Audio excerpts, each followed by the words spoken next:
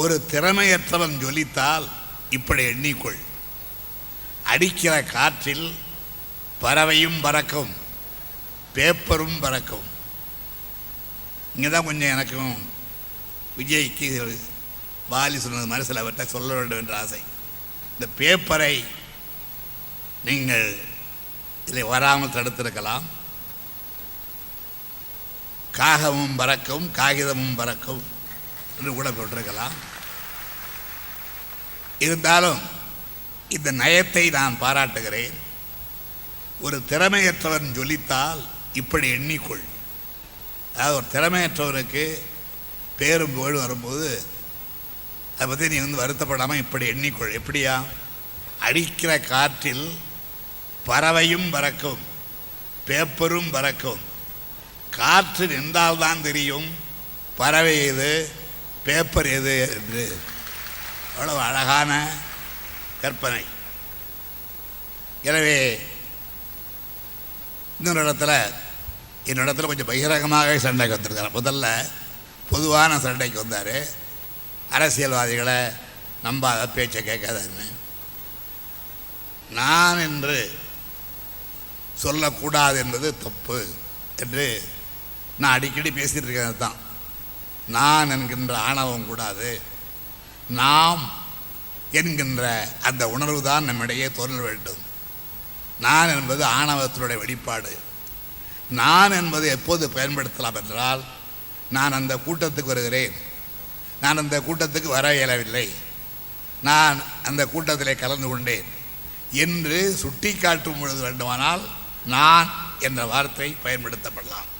இதை நான் செய்தேன், நான் தான் செய்தேன், நான் இல்லாவிட்டால் யாரும் செய்திருக்க முடியாது என்று அந்த நான் வரக்கூடாது. அங்கெல்லாம் நாம் தான் வர வேண்டும் என்று நான் இன்று நேற்றல்ல பல ஆண்டு காலமாக பேசி வருகிறேன், எழுதி வருகிறேன். அந்த நாம் என்ற உணர்வு மேலோங்க வேண்டும் என்பதற்காக அதற்கு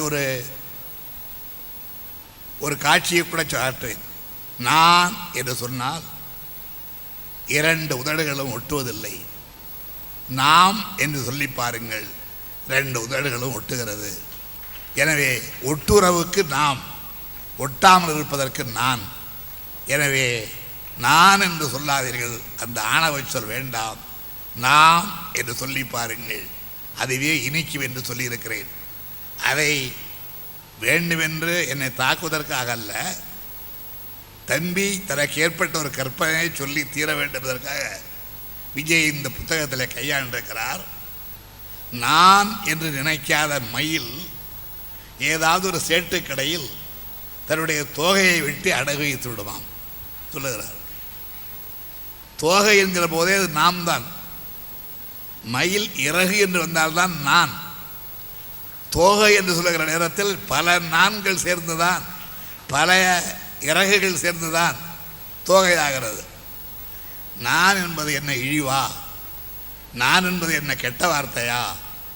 நான் என்பது என்ன அகோரமா என்றெல்லாம் கேள்வி கேட்டு நான் என்று சொல்லுங்கள் என்று குறிப்பார். ஆனால் நான் தவி விஜய்க்கு சொல்லுவேன், அப்பரடிகள் நாமார்க்கும் முடியல்லோ என்றுதான் சொல்லுகிறார். நாம் அங்கே நாம் பயன்படுத்துகிறார்.